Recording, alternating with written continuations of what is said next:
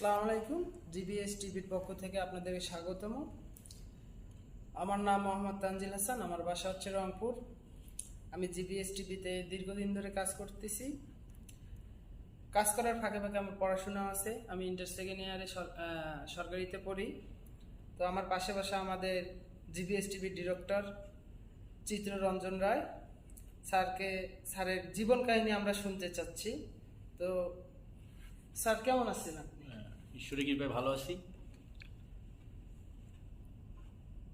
আমি চিত্তরঞ্জন রায়। আমার জেলা হচ্ছে দিনাজপুর আমার গ্রামের বাসা। আর আমার চিন্তা ভাবনা হচ্ছে বাস্তবতার ইতিহাস নিয়ে কাজ করা। আমার লক্ষ্য ছিল যে আমি একটা ভালো কিছু করব। এই লক্ষ্যে আমি জিবিএস টিভি প্রতিষ্ঠা করছি এবং প্রতিনিয়ত বাস্তবতার ইতিহাস নিয়ে কাজ করে যাচ্ছি। আপনার শৈশবকালের দিনগুলো আপনি কিভাবে এই জিপিএস টিভি এত বড় একটা চ্যানেল তৈরি করলেন, তো আপনার কাছে শুনতে যাচ্ছি। বিষয়টা হচ্ছে, আমি মনে করি মানুষের চিন্তা ভাবনা যদি ভালো হয় সে অবশ্যই ভালো কিছু করতে পারে। আমি ছোট থেকেই স্বপ্ন দেখতাম ভালো কিছু করব। আমি জানি না, এখন পর্যন্ত জানি না আমি কি করব। বিষয়টা হচ্ছে এরকম, আমি ছোট থেকেই ভাবি যে আমি ভালো কিছু করব। তো এই লক্ষ্যে আমি এগিয়েছিলাম। আমার অদম্য ইচ্ছা শক্তি ছিল যে আমি সমাজের বাস্তবতা মোকাবেলা করব এবং সমাজের বাস্তবতা নিয়েই কাজ করব। কেন, ছোট থেকেই অনেক কষ্টে বড় হয়েছি, অনেক দুঃখে কষ্টে বড় হয়েছি। সেগুলো বলেও বুঝাইতে পারবো না, হয়তো বলাটা উচিত হবে না। বাট এইটুকু বলতে পারি, সমাজের বাস্তবতা অনেক কঠিন। সমাজে যে বাস্তবতা বুঝবে সে জীবনে ভালো কিছু করতে পারবে, আমি মনে করি। এই জিপিএস টিভিটা এত বড় একটা চ্যানেল কিভাবে দর্শকের মাঝে তুলে ধরলেন? জিবিএস টিভির প্রোগ্রামে আসার একমাত্র উদ্দেশ্য হচ্ছে একটা ইচ্ছা শক্তি। আমি ছোট থেকেই ভিডিও করতে ভালোবাসতাম। ছোট থেকেই মানে করেন যে মোটিভেশন কথা বলার ইচ্ছা শক্তি ছিল। আর হচ্ছে এমন একটা বিষয় ছিল, মানুষের কাছে আমার কথা বলার একটা ইচ্ছা শক্তি জাগতো সব সময়, যে আমি কিছু বলতে পারবো, আমি কিছু বলতে পারবো। এরকম লক্ষ্যে আমি এই চ্যানেলটি তৈরি করছি। প্লাস আমার চিন্তা ভাবনা ছিল যে অবশ্যই এই চ্যানেলে ভালো ভালো কিছু আপডেট দিব, কিন্তু কোনো সমস্যার কারণে এটা হয়ে ওঠেনি। এখন যদি ঈশ্বর মানে পৃথিবীতে বাঁচায় রাখে, তাহলে আমি প্রতিনিয়ত ভালো কিছু আপডেট দেওয়ার চেষ্টা করব। স্যার, আপনি পড়াশোনা কত দূর পর্যন্ত করছেন? স্যার, আপনার পড়াশোনা মানে পড়াশোনার লাইফ কিভাবে কেটেছে, তো দর্শকের মাঝে তুলে ধরলে আমরা খুব খুশি হতাম। আমার পড়াশোনার লাইফটা, আমি ছোট থেকে ইংলিশ মিডিয়ামে পড়াশোনা করছি। আমার শিক্ষা জীবন বনশ্রী কিন্ডারগার্টেন স্কুল, দিনাজপুর।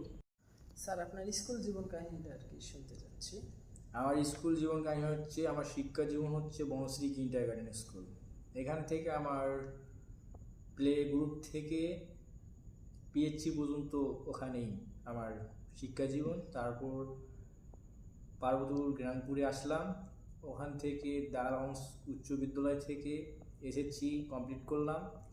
করার পর পার্বতীপুর সরকারি কলেজ থেকে ইন্টারমিডিয়েট কমপ্লিট করার পর বর্তমান রানিং স্টুডেন্ট আমি দিনাজপুর সরকারি কলেজ থেকে। এখন আমি লয়ের প্রথম বর্ষের স্টুডেন্ট।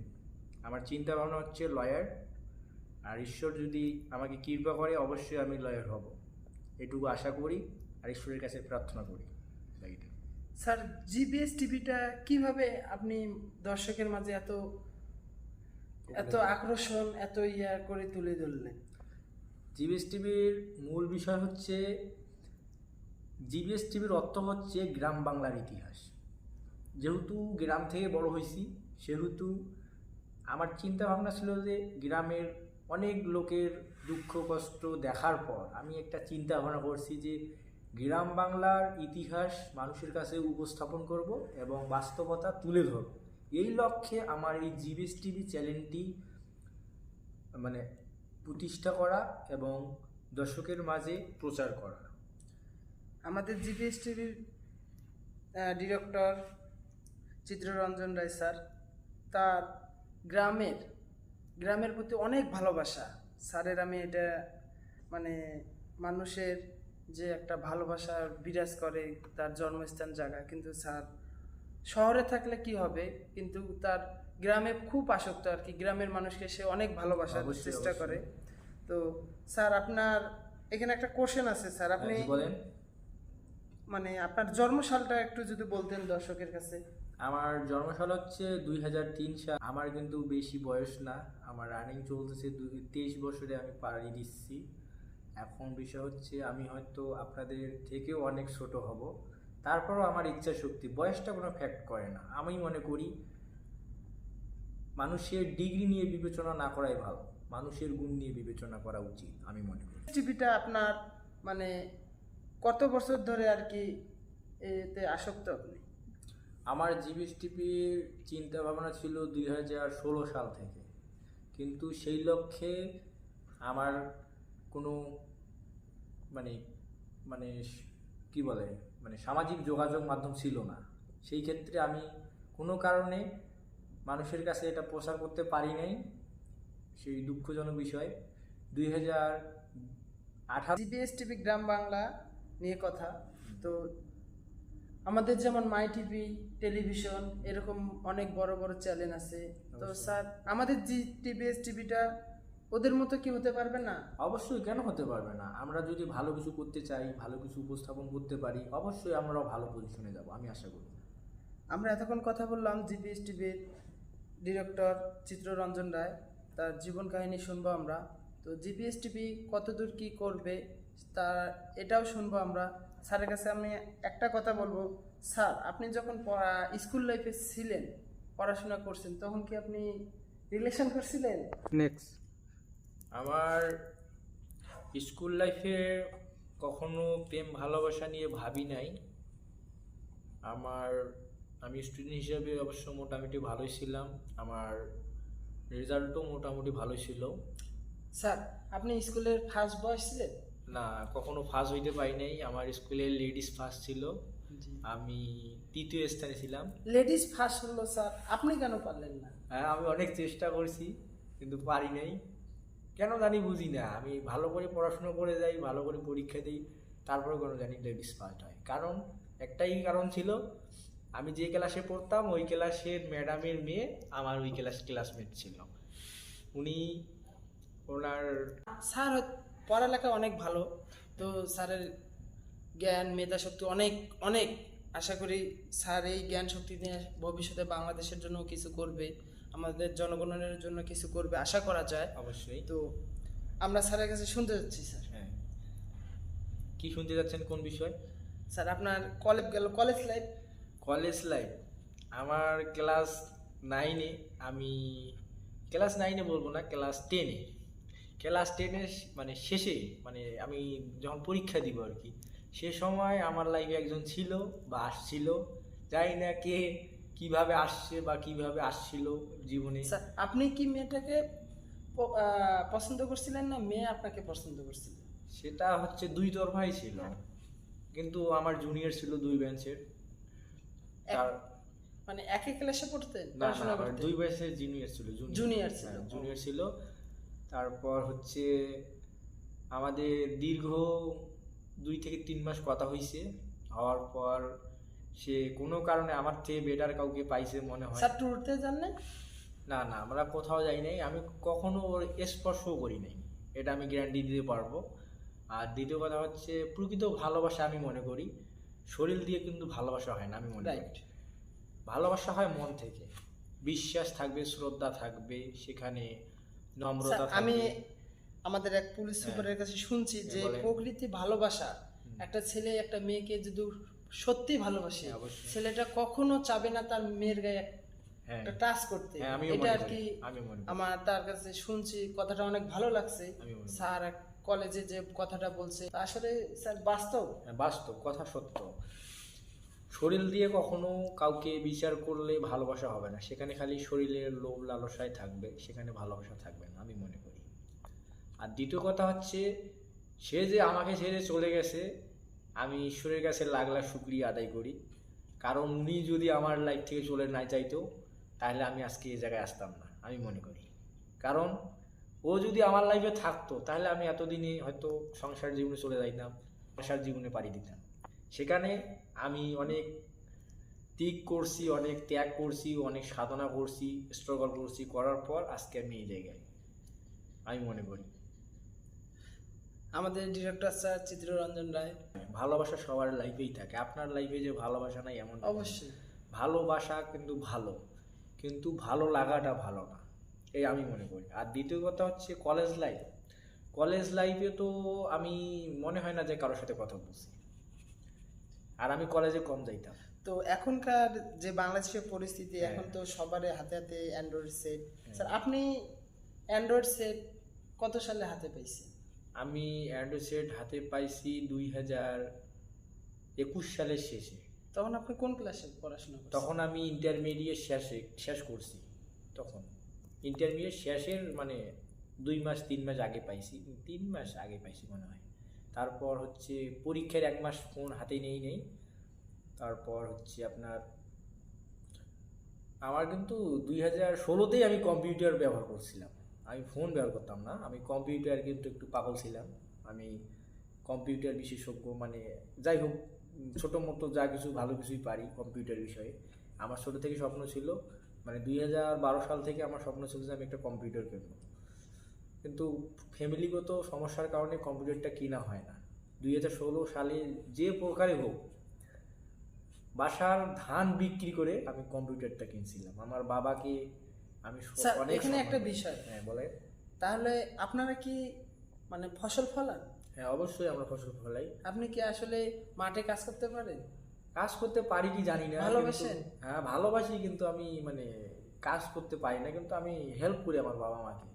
যাই মাঝে মাঝে আমাদের কৃষি জমিতে যাই, দেখাশোনা করি, এগুলো করতে ভালোবাসি, কিন্তু যে কাজ করবো এরকম আমার ওই হয় না। কেন স্যার? আমরা জানি যে যারা ফসল ফলায় ছেলেমেয়েরা বাবাকে হেল্প করতে যায়, আবার অনেক কাজ করে দেয়। অবশ্যই হয়তো আপনার হয়তো ভালো লাগে না। ভালো লাগে না, কিন্তু তারপরও মাঝে মাঝে যাই, ভালো লাগে।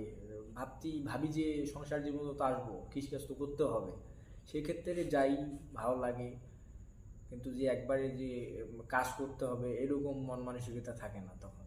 স্যার আপনার লাইফ স্টোরিটা তো, আপনার রিলেশনশিপে কলেজে একটা মেয়ে আপনাকে পছন্দ করছিল, তো 3 মাস পর ব্রেকআপ হয়ে গেছে। হ্যাঁ। ব্রেকআপ হয়ে যাওয়ার পর আপনি কি পরবর্তী আবার কোনো মেয়ের প্রতি আসক্ত হয়েছেন? না, আমি ওই লাইফে ও চলে যাওয়ার পর থেকে এখন পর্যন্ত আমি কখনো আর কোনো জায়গায় রিলেশনশিপে যাই নাই, কিন্তু ভালো লাগে, এখনো ভালো লাগে, সবাইকে ভালো কিন্তু লাগে, বলতে পারেন না। কিন্তু বলতে পারি না আমার হ্যাঁ, সাহস sure. জন্য। হ্যাঁ শিওর, এটা অবশ্যই। শিওর। আর জানি না যে কখনো আর লাইফে কেউ আসবে কি না। আমি এখন চিন্তা ভাবনা করি যে অ্যারেঞ্জ ম্যারেজ করবো, মানে ডিরেক্ট বিয়ে করবো। বিয়ে করার পর বউকে নিয়ে কি করব না করবো জানি না, কেন কিন্তু স্যার প্রচুর আপনি পরিমাণ ভালো লাগে। রিলেশনশিপে যাবেন না কেন? আমার রিলেশনশিপের মধ্যে এমন একটা ঘৃণা জন্মগ্রহণ করছে বা আক্ষেপ জন্ম হয়েছে, সেটা হচ্ছে আমি আর বিশ্বাস করি না কাউকে। কেন একবার বিশ্বাস করে ঠকে গেছিলাম, আর নেক্সট আর কাউকে বিশ্বাস করার ইচ্ছা জাগে না। তাই। আরেকবার বিশ্বাস করে দেখেন কাউকে, অবশ্যই ভালো ফলাফল পেতে পারেন। হ্যাঁ, তেমন কাউকে পাইলে অবশ্যই যাইতে পারি, কিন্তু তেমন কেউ এখন হয়তো আমার লাইফে আসে। আপনার এখন ভবিষ্যৎ চিন্তা, দেশের মানুষের জন্য কি চিন্তা ভাবনা করতেছেন? আমি এখন চিন্তা ভাবনা করতেছি যে আমি যে পজিশনে আছি, ঈশ্বর চাইলে আরও ভালো পজিশনে যাব। আর দ্বিতীয় কথা হচ্ছে আমার বেতনের, আমি যেটুকুই বেতন পাই না কেন, আমার বেতনের 3 ভাগ টাকা আমি গরিব দুঃখীকে বিলাই দিব এবং মানব কল্যাণ করব, মানব কল্যাণ সেবা প্রতিষ্ঠা করব। দরকার পড়লে যেখানে যেখানে আমি যে পজিশন থেকে বড় হয়ে আসছি সে পজিশনের লোকদের সাহায্য করার চিন্তা ভাবনা করবো। আর যে পজিশনে আমি বড় হয়েছি সেই পজিশনের যুবকদের সহায়তা করব। আমি 2019 সালের কথা বলতেছি। 2019 সালে আমি কিন্তু হায়ার ম্যাথের স্টুডেন্ট ছিলাম কলেজে। সেখানে আমি বলবো একটা খুব দুঃখের কথা, টাকার জন্য আমি মনে করেন যে প্রাইভেটে যাইতে পারতাম না, টিউশনে যাইতে পারতাম না।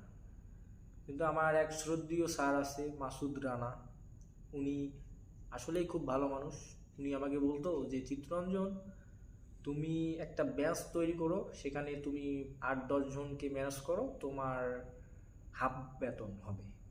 আমি মনে করি সেখানে হাফ বেতনও দেওয়ার মতো আমার অ্যাবিলিটি ছিল না।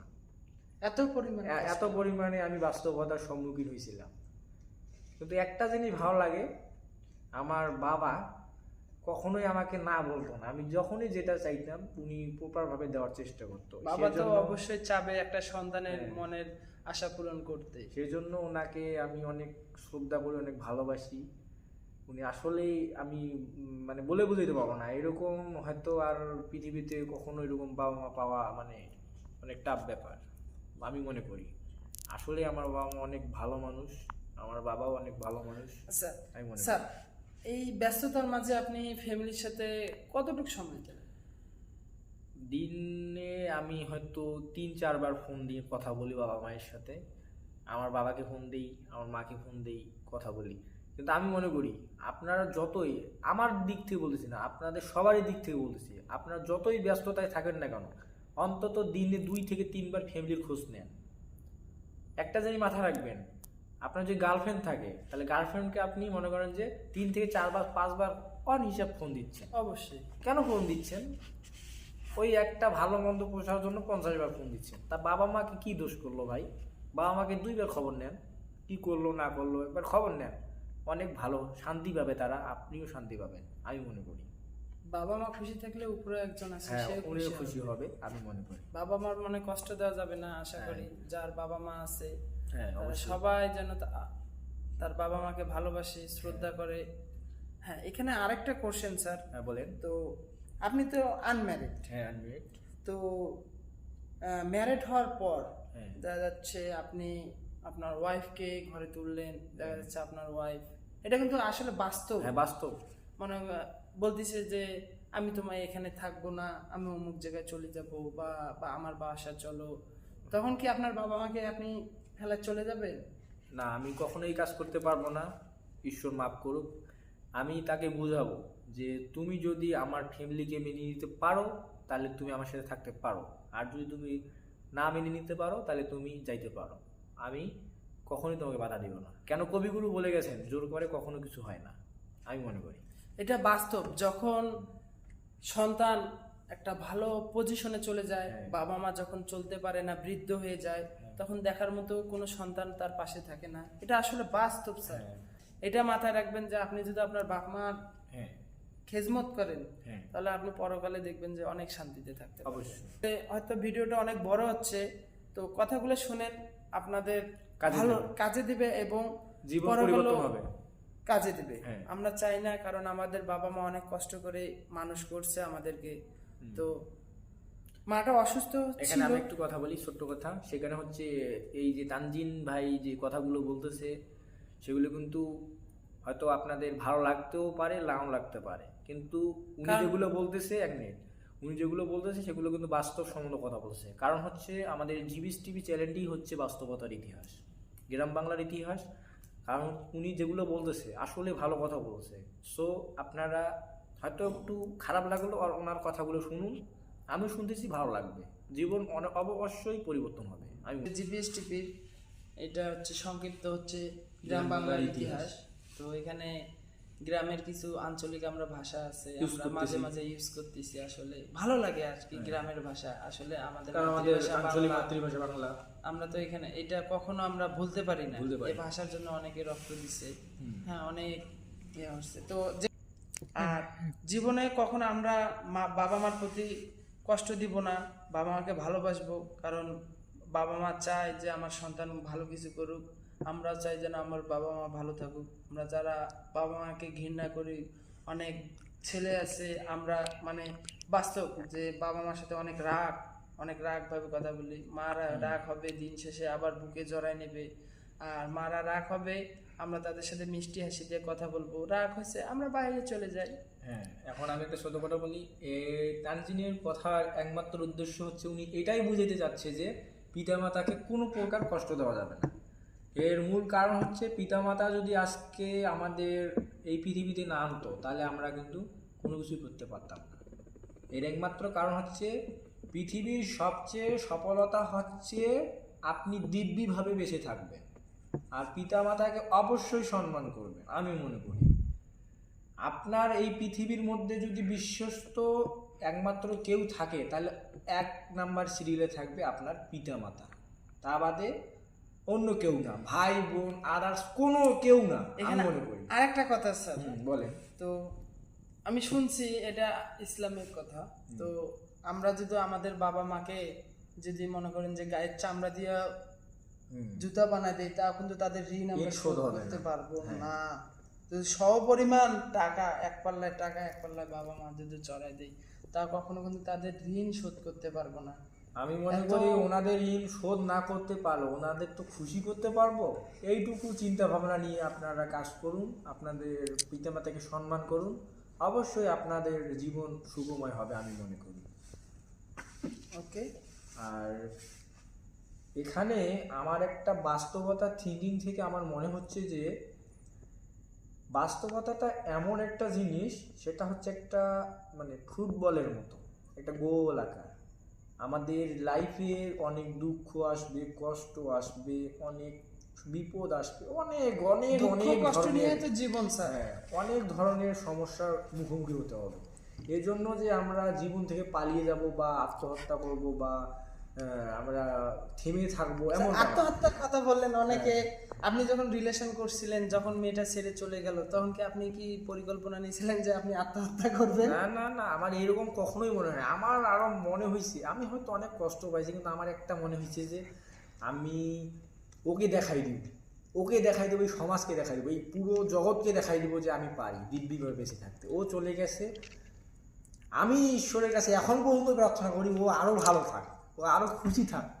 আমি এরকম মনে করি, আমার একটা চিন্তা ভাবনা, আমার কেন জানি আনন্দ হয়, কিন্তু আমি এখন পর্যন্ত ওনাকেই ভালোবাসি, এইটুকু মানতে হয়। আমি এমন একটা মানে কথা বলতে যাচ্ছি স্যার, আসলে মানুষ এমন কোনো কাজ পারে না যে করতে, মানুষ সবে করতে পারে। অবশ্যই এটা আমি মানে ভাবলাম আর কি, যে ভাবতেছি যে মানুষ কি না করতে পারে, আসলে বা জীবনে অনেক কিছু করতে পারবে। আর হ্যাঁ, অনেকে দেখা যাচ্ছে আমরা যারা এসএসসি পরীক্ষা দিছি, এসএসসি পরীক্ষা দেওয়ার পর মনে করো যে চাকরিতে জব করার জন্য অ্যাপ্লাই করতেছি বারবার, তো এটা নিয়েও বিষয় আছে যে অ্যাপ্লাই করতে থাকো, চেষ্টা করতে থাকো, চেষ্টা করলে একদিন না একদিন ফলাফল পাবা। হ্যাঁ, এখন এখানে একটা বিষয় হচ্ছে যে চেষ্টা করা ভালো, হাল ছাড়া ভালো না। আর একটা দ্বিতীয় কথা হচ্ছে বিশ্বাস রাখতে হবে সৃষ্টিকর্তার প্রতি। এই সমাজে এখন দেখতেছি স্যার, পড়াশোনার প্রতি আসক্ত আস্তে আস্তে কমে যাচ্ছে, কারণ বাসায় বাসায় অ্যান্ড্রয়েড সেট হয়েছে, পড়াশোনার প্রতিটা আসক্ত কম হয়ে যাচ্ছে। আমি মনে করি, আপনি কি বলেন? আমি মনে করি যে স্কুল লাইফ থেকে এইচএসসি লাইফ পর্যন্ত ফোন না চালাই ভালো। আপনি আগে আপনার শিকড়টা তৈরি করুন, শিকড় তৈরি করার পর আপনি যোগ্য স্থানে যাওয়ার পর তারপর আপনি ফোন ব্যবহার করুন, আমি মনে করি। কেন আমাদের স্কুল লাইফ থেকে কলেজ লাইফ পর্যন্ত ফোন ইউজ না করাই ভালো, আমি মনে করি ফোন লাগেই না। স্যার আমি মানুষের কাছে শুনছি আর কি, যে স্কুল লাইফ থেকে কলেজ ইন্টার সেকেন্ড ইয়ার পর্যন্ত যে আর কি এই সময়টুক ধরতে পারবে আর কি, মন দিয়ে পড়াশোনা করতে পারবে, কোনো বাজে আড্ডা বাজে ইয়া করতে না যায়, আসলে সে এক ব্যক্তি পারবে যে একটা ভালো কিছু করার জন্য। হ্যাঁ অবশ্যই। আমার এক শ্রদ্ধেয় টিচার ছিল, উনি হচ্ছে আমাকে টিউশন করাতো।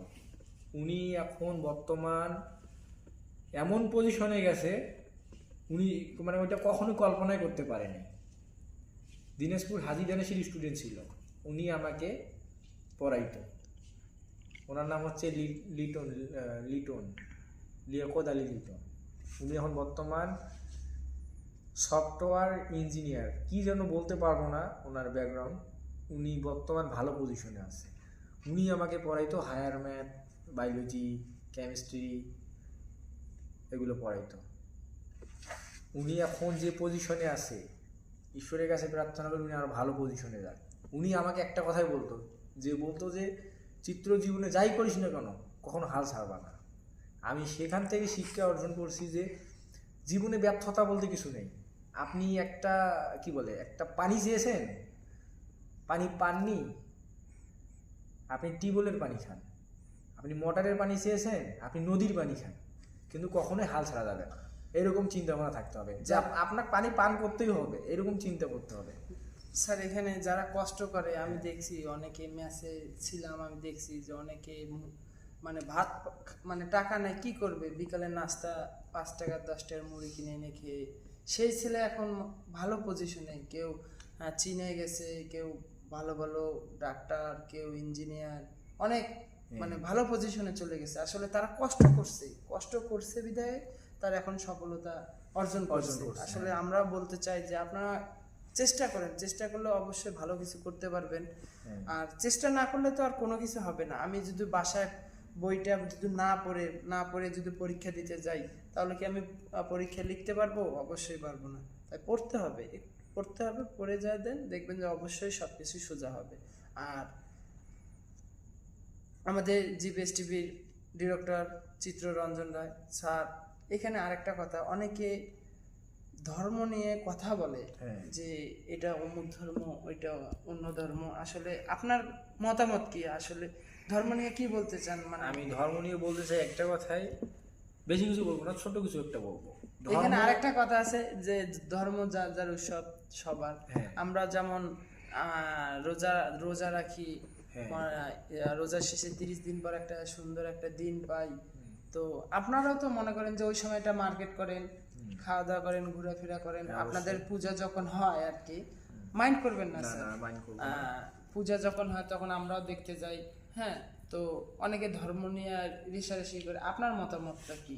আমার মতামত একটাই, সেখানে হচ্ছে ধর্ম যে সম্মান করতে পারবে, ধর্ম তাকেই সম্মান করবে।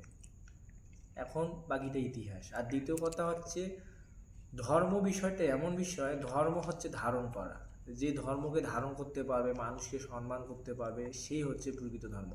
আপনি ইসলাম ধর্মে জন্মগ্রহণ করছেন, আমি হিন্দু ধর্মে, সনাতন ধর্মে জন্মগ্রহণ করছি, সেই বিধায় কিন্তু আমরা সবাই মানুষ।